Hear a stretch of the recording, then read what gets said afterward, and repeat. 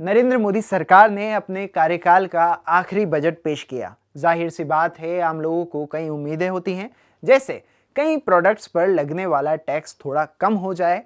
तो कई उम्मीद करते हैं कि मुझे थोड़ा टैक्स कम देना पड़े। तो क्या खास रहा बजट में, वही सब आप लोगों को आसान भाषा में और क्विकली समझाने की कोशिश करेंगे।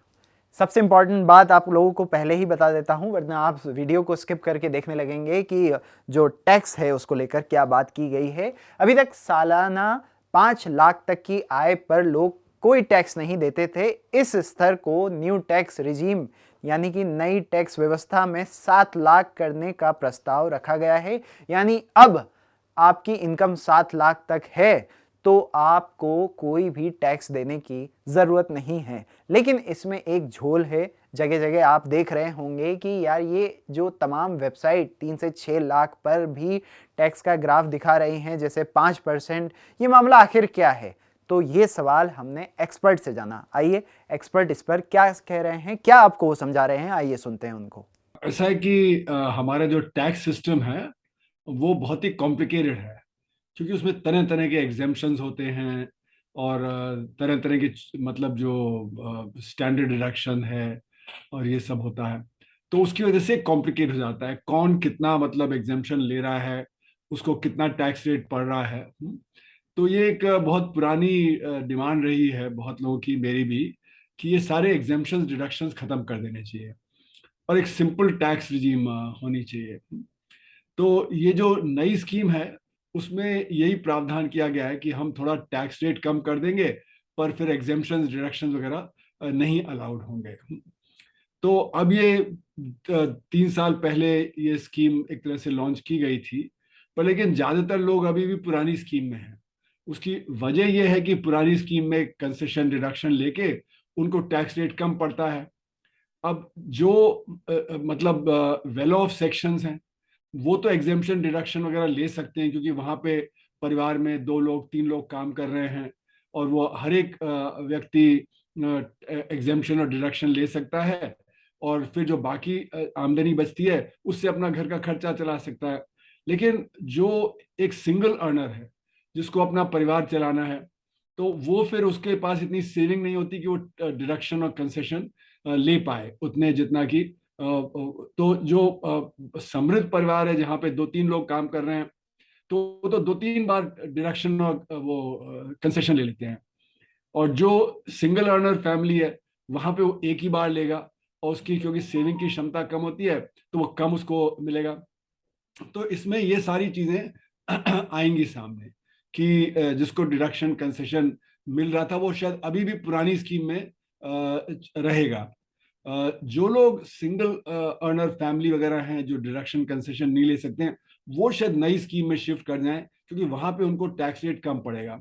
तो यानी कि जितने भी हमारे टैक्स फाइलर्स हैं उनको सबको ये देखना पड़ेगा कि कौन सी स्कीम उनके लिए बेहतर है। तो नई स्कीम है उसमें 5 लाख की जगह 7 लाख तक छूट है। 7 लाख के ऊपर फिर टैक्स स्लैब्स आते हैं, तो उसमें अगर आप डिडक्शन कंसेशन नहीं ले सकते हैं तो आपका टैक्स रेट कम हो जाएगा।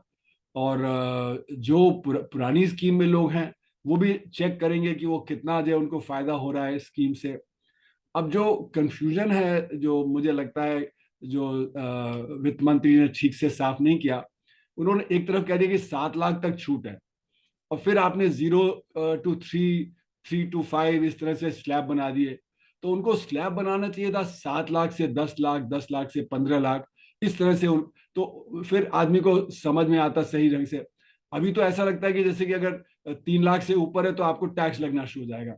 एक्चुअली में जो 7 लाख की छूट के बाद जो 3 लाख जो है उस 7 लाख के ऊपर जो है उस पर टैक्स लगना शुरू होगा। तो यानी 7 लाख से 10 लाख पे 5% इस तरह से देखना पड़ेगा, है ना। और वो टैक्स होगा जो 7 लाख के ऊपर जो आमदनी है उस पर टैक्स होगा।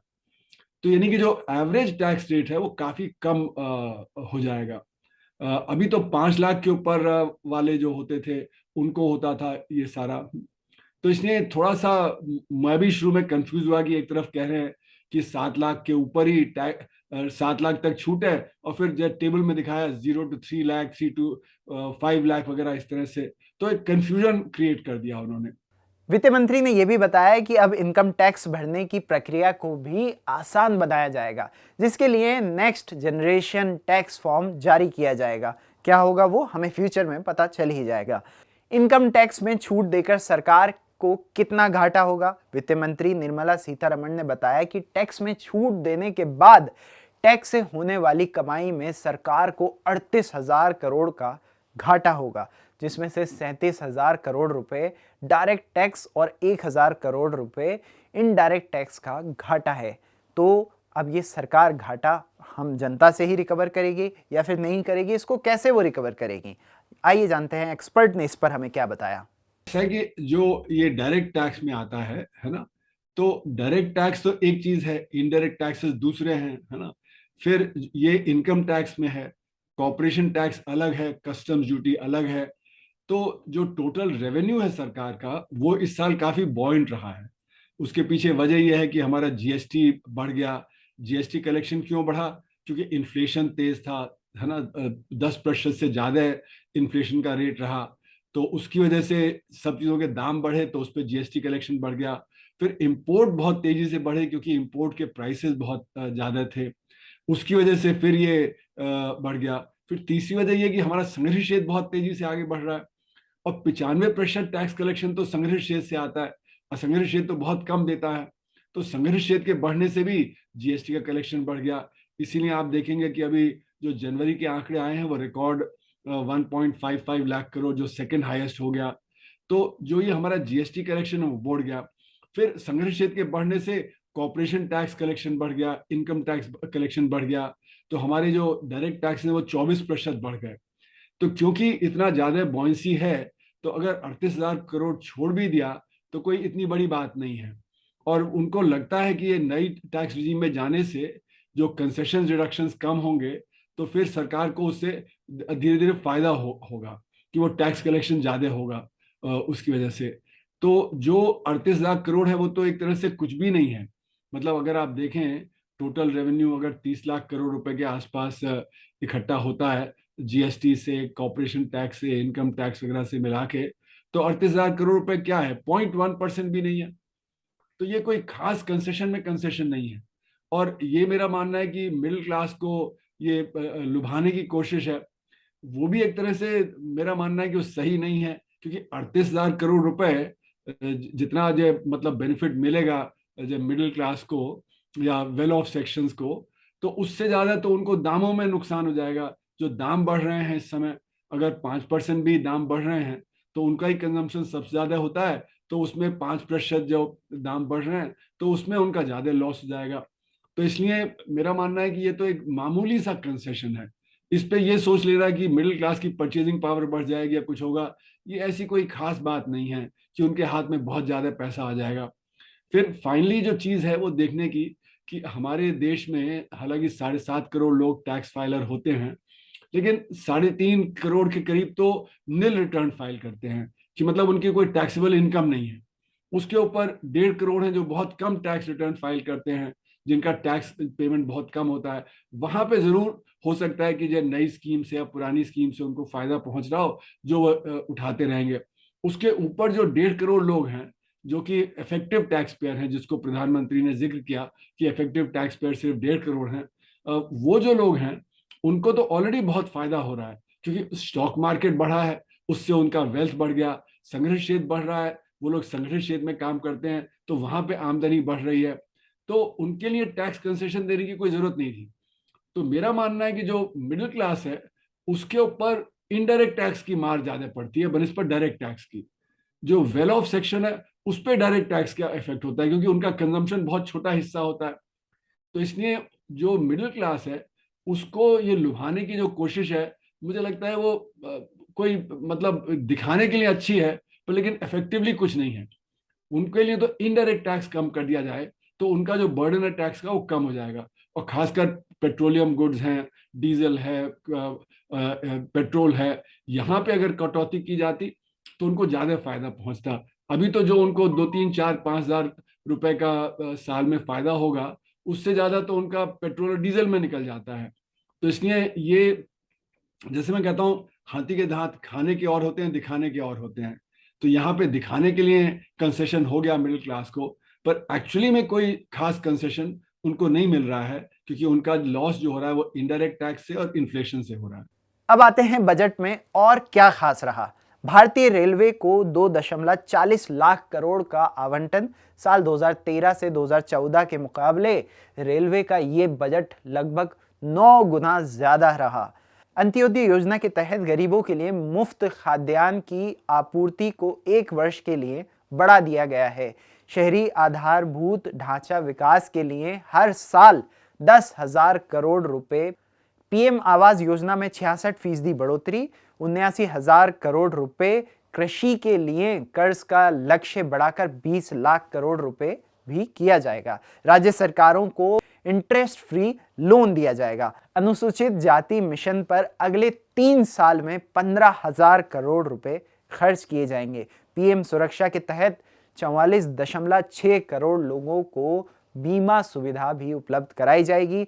गोवर्धन योजना के लिए 10,000 करोड़ का आवंटन किया जाएगा। रीजनल कनेक्टिविटी को बढ़ाने के लिए 50 नए airport, helipad, advance landing grounds, water aerodrome भी बनाए जाएंगे।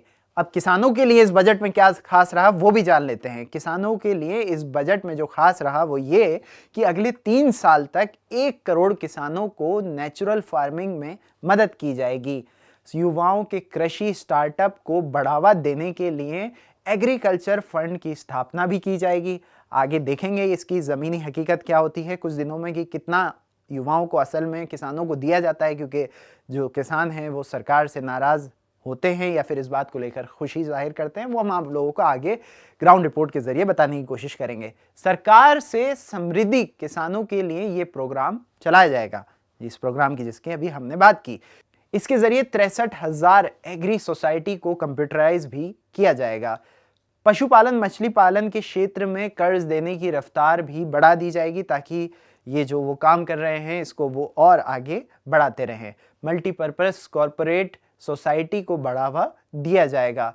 बुधवार को पेश किए गए इस साल के बजट में महात्मा गांधी राष्ट्रीय ग्रामीण रोजगार गारंटी अधिनियम के लिए आवंटन में आश्चर्यजनक रूप से भारी गिरावट करते हुए इसे 60,000 करोड़ रुपए का किया गया। ऐसा इस तथ्य के बावजूद है कि वित्तीय वर्ष 2023 के लिए संशोधित अनुमान 89,400 करोड़ रुपए था, जो 73,000 करोड़ रुपए के बजट अनुमान से अधिक था। नरेंद्र मोदी सरकार के इस पूरे कार्यकाल में इस साल का आवंटन पिछले 4 बजटों की तुलना में सबसे कम है। गौर करने वाली बात यह भी है कि कोविड-19 महामारी के दौरान ग्रामीण गारंटी योजना के तहत मांग में भारी वृद्धि हुई है, और ये भी बात है कि इस पे अब एक्सपर्ट क्या अनुमान लगा रहे हैं। ये हमने एक्सपर्ट से पूछा कि वो इस बजट को ओवरऑल कैसा देख रहे हैं, कि ये आम आदमी के लिए और आम आदमी के लिए आने वाले साल में ये बजट कैसा रहने वाला है, क्योंकि नरेंद्र मोदी सरकार के दूसरे कार्यकाल का आखिरी बजट था। एक्सपर्ट से हमने तमाम सवाल किए, आइए सुनते हैं उनकी राय। देखिए, ऐसा है कि सरकार की जो नीति है वो है सप्लाई साइड नीति, है ना, यानी बड़े बड़े बिजनेसेस को फायदा पहुंचाना। वो जो जनता के लिए है वो तो मतलब एक मार्जिनल चीज है कि आम आदमी को क्या मिल रहा है। उनकी नीति है कि बड़े बड़े जो कॉन्ग्लोमरेट्स हैं वो और बड़े होते चले जाएं। तो जो रेलवेज है या जैसे हाईवेज हैं वो बड़ी बड़ी कंपनियां बनाते हैं, तो उनको बहुत फायदा होगा। या जैसे ग्रीन की बात है ना, तो ग्रीन हाइड्रोजन वगैरह ये भी बड़ी बड़ी कंपनियों के ही हाथ में है। तो जो सारा का सारा जो हमारा इन्वेस्टमेंट प्लान है वो आइडिया ये है कि बहुत बड़े बड़े कॉन्ग्लोमरेट जैसे कि साउथ कोरिया वगैरह में थे उस तरह के कॉन्ग्लोमरेट्स हम बना दें, वो वर्ल्ड में कम्पीट कर पाएंगे। पर उसके करने के लिए जो आम आदमी के जो जरूरत की चीजें थी वहां पे कटौती हो रही है। तो अब पिछले साल जैसे कि रूरल एम्प्लॉयमेंट गारंटी स्कीम में कटौती कर दी, फिर एक्सपेंडिचर ज्यादा हुए, इस साल फिर कटौती कर दी, फिर वो डिमांड ज्यादा रहेगी तो फिर वो बढ़ा देंगे। तो कोशिश ये है कि जब फिस्कल डेफिसिट बढ़ने लगेगा तो उसको कंट्रोल करने के लिए जो आम आदमी की जरूरत की चीजें उनको काट दिया जाए, और जो बिजनेस की जरूरत की चीजें हैं, जो बिजनेस को चाहिए कंसेशंस, उनको मेंटेन किया जाए जिससे कि बिजनेस आगे बढ़े। लेकिन ये नीति सक्सेसफुल नहीं हुई है, क्योंकि जो प्राइवेट सेक्टर है उसने अपना इन्वेस्टमेंट रेट नहीं बढ़ाया। सरकार तो इन्वेस्टमेंट बढ़ा रही है, अब प्राइवेट सेक्टर कैसे बढ़ाएगा जब डिमांड नहीं होगी? अगर डिमांड कम रहेगी, क्योंकि आम आदमी के हाथ में पैसा कम है या इन्फ्लेशन से उसकी परचेजिंग पावर कम हो जा रही है, तो आम आदमी की डिमांड इतनी नहीं बढ़ रही। जब आम आदमी की डिमांड इतनी नहीं बढ़ेगी तो फिर नेचुरली जो बिजनेस है उसकी कैपेसिटी यूटिलाइजेशन कम रहेगा, कैपेसिटी यूटिलाइजेशन कम रहेगा तो वो फिर इन्वेस्टमेंट कम करेगा। तो ये जो नीति है कॉन्ट्रडिक्टरी नीति है, क्योंकि यहाँ पे अभी डिमांड बढ़ाने की जरूरत थी, ना कि ये सप्लाई साइड पॉलिसीज जो सरकार अडॉप्ट कर रही है उसकी जरूरत है। और सप्लाई साइड पॉलिसीज अगर सक्सेसफुल हुई भी तो लॉन्ग टर्म में होंगी, तब तक तो डिमांड कम रहेगी तो वो लॉन्ग टर्म में भी नहीं डिलीवर कर पाएगी। तो सरकार के नीतियों में कॉन्ट्रडिक्शन है। जैसे मैं कह रहा था, मिडिल क्लास को कोई इतना फायदा नहीं होता है डायरेक्ट टैक्स कट होने से। और अगर कुछ चीजें सस्ती हुई पर लेकिन बाकी चीजें महंगी हो गई तो ओवरऑल तो जो जेब पे इम्पैक्ट पड़ेगा। तो जैसे कि कंसेशन आप बिजनेसेस को देते चले जा रहे हैं तो उसकी वजह से आपके जो हेल्थ के खर्चे हैं वो बढ़ जाएंगे, शिक्षा के खर्चे हैं वो बढ़ जाएंगे वगैरह। तो जितना मिलेगा उससे ज्यादा तो खर्च हो जाएगा। और ये बात देखी गई है नोटबंदी के बाद से कि सरकार कंसेशन दिए जा रही है जो संग्रह क्षेत्र है, तो संग्रह क्षेत्र तो वैसे ही बढ़ रहा है और ज्यादातर जो मिडिल क्लास है वो संग्रह क्षेत्र में आता है। तो संग्रह क्षेत्र में वैसे भी आमदनी बढ़ रही थी तो उनके लिए कोई अभी एडिशनल कंसेशन देने की जरूरत नहीं है। हाँ, लोअर मिडिल क्लास जो है वहां पे परेशानी बढ़ जाती है जब दाम बढ़ते हैं और जब और जो चीजें उनके एम्प्लॉयमेंट जनरेशन में कमी आ जाती है। तो मिडिल क्लास और अपर मिडिल क्लास, क्योंकि हम मिडिल क्लास किसको डिफाइन कर रहे हैं ये भी समझना जरूरी है। मिडिल क्लास मतलब 50,000 रुपए प्रति परिवार की अगर हम आमदनी खर्चा देखें तो 98% लोग 50,000 रुपए से कम खर्च करते हैं। तो टैक्स नेट में भी नहीं आते, वो डायरेक्ट टैक्स नेट में ही तो मतलब 6 लाख रुपए प्रति माह उनका 6 लाख प्रति साल का उनका आमदनी पड़ा। तो 6 लाख पे तो टैक्स देने की जरूरत ही नहीं है अभी, तो इसलिए डायरेक्ट टैक्स का कोई उनको बेनिफिट नहीं मिलेगा। तो ये तो जो 50,000 रुपए से ऊपर जो खर्च करने वाले हैं वो 2% ही हुए। और उसमें समझिए जोड़ लीजिए कुछ लोग जो काले धन की कमाई से अपना खर्च चलाते हैं, तो यानी कि 3-4% हमारे यहाँ मिडिल क्लास या अपर मिडिल क्लास हम कह सकते हैं। तो जो 98% या 96% जो लोग इस तरह के हैं जो लोअर मिडिल क्लास या उससे कम के हैं, उनको इन सब से फायदा नहीं होगा। उनको तो आप अगर जो प्राइसेस कंट्रोल कर लेंगे, इनडायरेक्ट टैक्सेस कम कर देंगे, तब उनको फायदा होगा। तो हम 3-4% की बात कर रहे हैं कि उनका कंजम्पशन जो किस तरह से बढ़ेगा, या उनको मोबाइल फोन होगा, या उनको इलेक्ट्रॉनिक व्हीकल, क्योंकि इलेक्ट्रॉनिक व्हीकल कोई असंगठित क्षेत्र वाला नहीं खरीदेगा, या जिसकी 50,000 रुपए प्रति माह का खर्च है वो कोई इलेक्ट्रॉनिक व्हीकल नहीं खरीदने वाला है। तो इसलिए ये जो कंसेशन वगैरह दिए जा रहे हैं कि हम मोबाइल सस्ता कर देंगे या हम ये कर देंगे, वो तो अपर क्लास को ध्यान में रखते हुए किया जा रहा है।